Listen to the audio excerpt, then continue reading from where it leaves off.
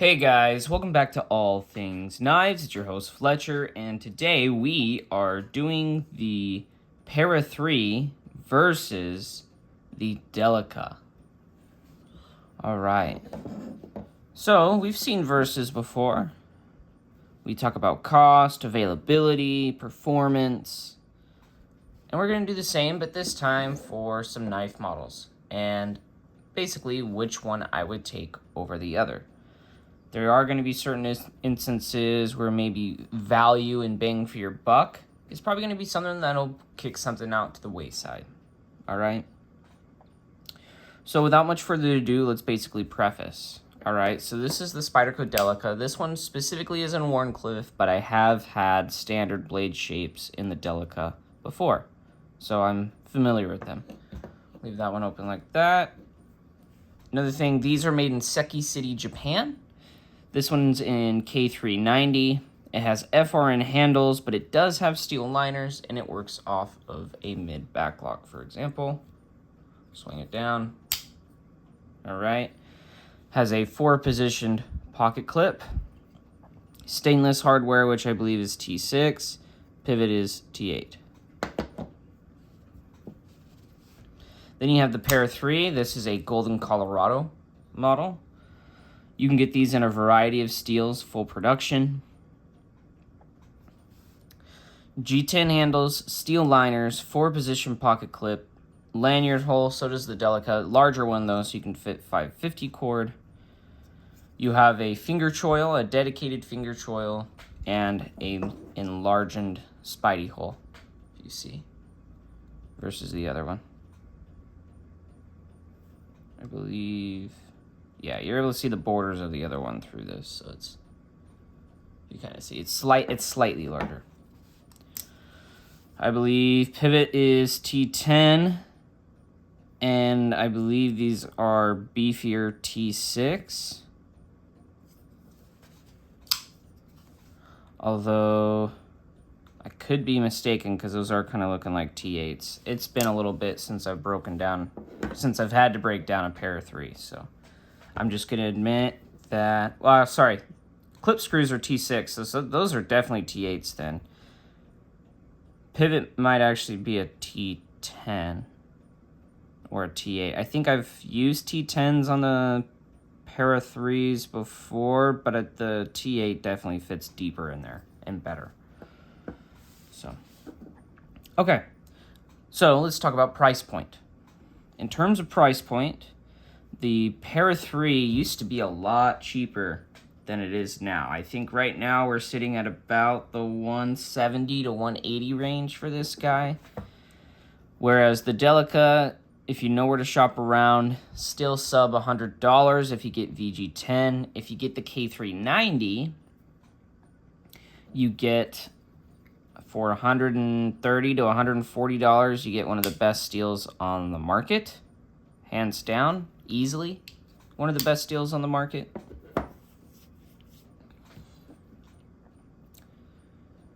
The Para 3, though, can vary in cost in the fact that you can get steels on it like Maximate or S110V, which bring the cost up to over $200, which are easily rivals to something like the K390, but in an American-made option.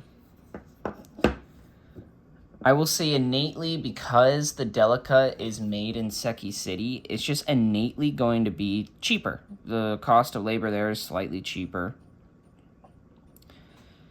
And so are the materials. You know, you could easily compare the Delica 4 to the Para 3 lightweight in terms of the materials and then location. But I figured putting up two OGs against one another is a better comparison. So for cost, in terms and value, I will just say that the Delica is going to take it because the K390 and the FRN Seki City models is the best deal, basically the best value just about in the knife market today.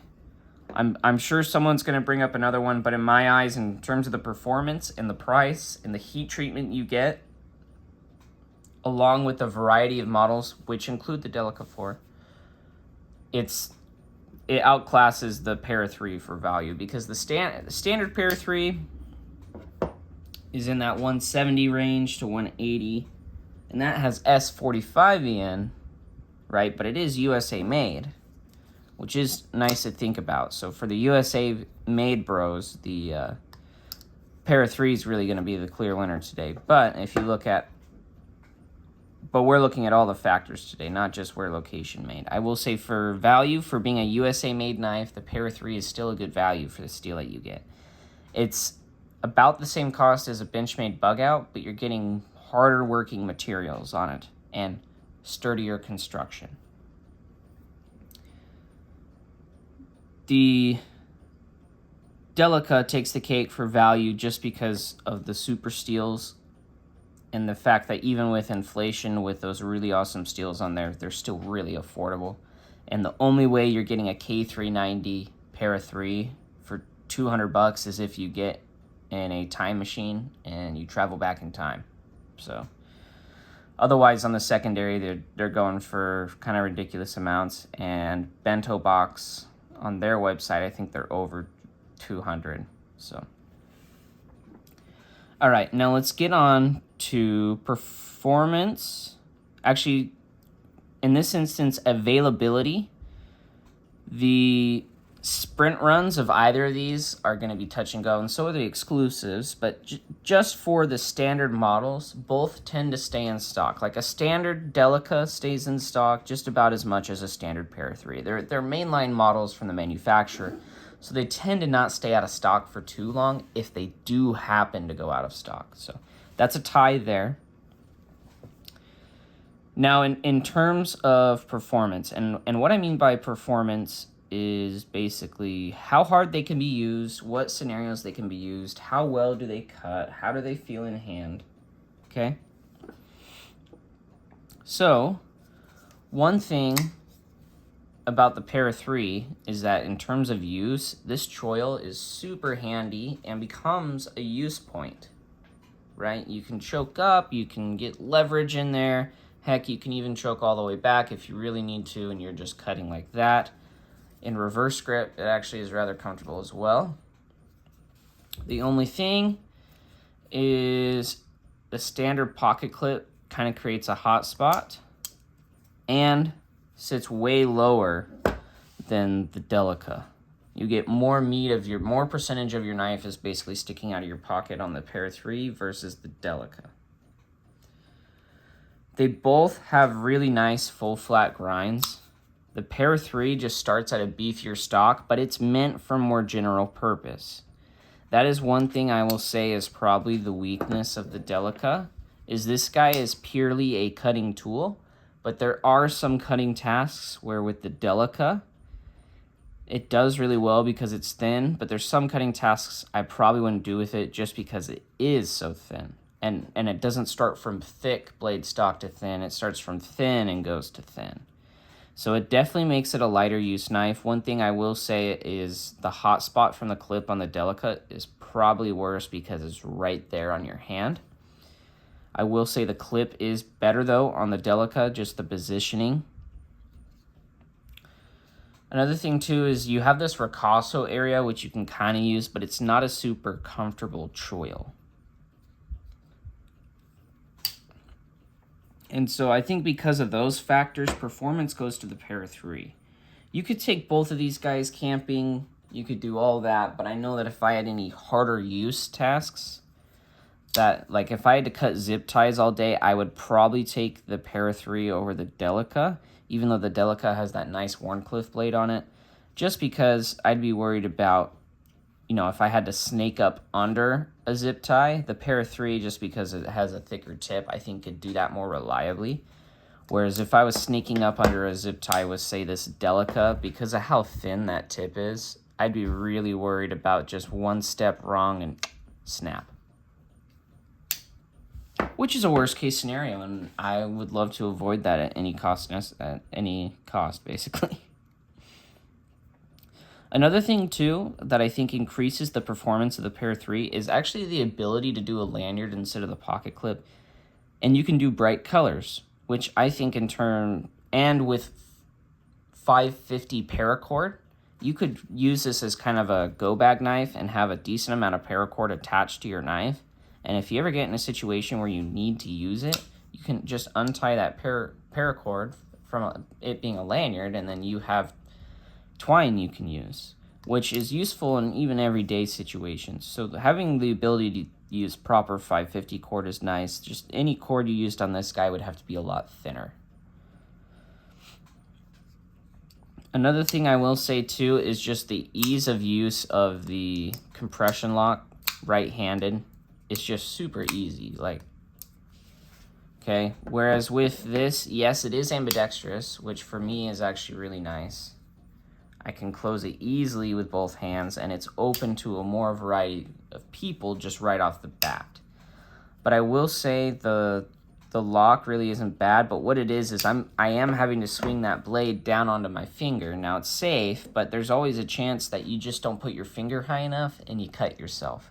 Nobody wants to cut themselves, and if you keep your knife sharp, you will get cut. It's just part of, like, right? If you're making fires and you're working around fires all day and hot stuff, eventually you'll get burned. So because of that, and because of the ability to kind of just keep your hands out of the way, this kind of takes the spot, I think, for performance and in terms of, I wouldn't say dexterity, just because this probably has increased dexterity, but in terms of safely being able to close it without your fingers being in path of the blade, okay? Next thing I will go to is, I guess I did kind of touch on it on here, but in terms of blade shapes, like in terms of the variety of the blade shapes, the Delica is going to take the bag on this one, just because as far as I've seen, there are no exclusives yet that make a Wharncliffe Para 3. Now this drop point is super super general in terms of use case, but having the ability to get something like a Wharncliffe that's a pure utility knife, so if you live somewhere where it's not as knife friendly, a Wharncliffe immediately just has a more utility shape to it, and so you can more easily justify it as a work knife versus where something like this does look more tactical and looks more like something you'd use basically in an illegal event. So whereas the Delica, just because it has that Wharncliffe, it's not a stabby blade, it's a cutting blade. And so in terms of friendliness and jurisdiction, also having the backlock too just makes it seem more inert, kind of, and not as dangerous. And so in terms of being able to use it in more jurisdictions, just because of the favorable light on it, the Delica probably takes the cake in that. There are some jurisdictions where you do have to have what's classified as a two-handed open, two-handed close, and just because of the way you open the Delica, you can make it a two-handed close and a two-handed open knife, even though it's meant to be one-handed for both. But if you just show the officer basically how you open it, you can justify it being a two-hand close, two-hand open. And in terms of the different steels you can get on these guys, basically they're tied. They get sprints for them all the time. Now, one thing I will say, just from personal use, the Delica has grown on me a lot, but there's just something about the Para 3. It was one of the first knives I ever got when I was getting into knives, and I just really, really like the way it feels in hand. I like the size. I like the beefy G10. And I think that's one thing, too, in terms of performance, is that, don't get me wrong, FRN, I don't mind FRN, but the G10, too, just feels way better in hand than something like the polymer. It just feels sturdier, you know, even though they probably about have the same tensile strength, and the textures that you can get on the G10 are really nice. Both do kind of wear on your pocket, so just because this is textured too, and this is kind of almost like a sandpaper texture, it will wear on your pocket. In terms of weight, the weight of the Delica, I mean, it is going to take the cake on this one in terms of lightweightedness. I think overall, I tend to like the Para 3 more. And that's kind of the whole goal of these verses, is lay out the pros and cons of each model and kind of decide which one I tend to recommend more to people. And I think the reason the Para 3 takes it, even though the Delica has kind of been on the up and up in terms of the subsections we talked about, is that the Delica, yes, is a very good cutting tool, but in those small instances in which I need to cut something a little sturdier, I kind of have to be careful about how I use the Delica. Whereas with the Para 3, if I was popping zip ties, I would have no problem snaking that tip under there and popping that zip tie. I've just used the Para 3 enough to know that it's not unless I'm prying with a tip, it's not going to snap on me. Another thing I will say is that the crew wear available in the Delica is not as plentiful as crew wear available in the Para 3, and for me, crew wear is my favorite steel. So I am going to prefer a model in which I can get my favorite steel more readily available. Now what I will say is K390 is definitely a top 5 steel for me, and so it's definitely nothing to slouch at. But if I want a harder working knife in the K390, I have to switch models. And so I think the Delica is a good everyday carry for lighter tasks. You're opening a lot of boxes, you know, anything that's really very edge use heavy, but nothing that requires any more kind of stock, right? So I've popped zip ties with it, but something like the Endura 4 is probably more suited to that because of the thicker blade stock. And it's something that the Para 3 does well. And it's something that I can put in my pocket and know if that there's a harder use task coming my way, I don't have to be careful with the knife. But because of the nice geometry, I can still do those very delicate cutting tasks. And the steel options are basically the same, you know. Basically, crew wear is more available in this guy than it is in this guy, but K390 is plentiful and cheap. And so what I will say is that I normally like the Para 3 more. But if you're someone who is more value-minded, you need more value, more bang for your buck, you're maybe getting one knife and it's your ride or die, the Seki City K390 models are the best value.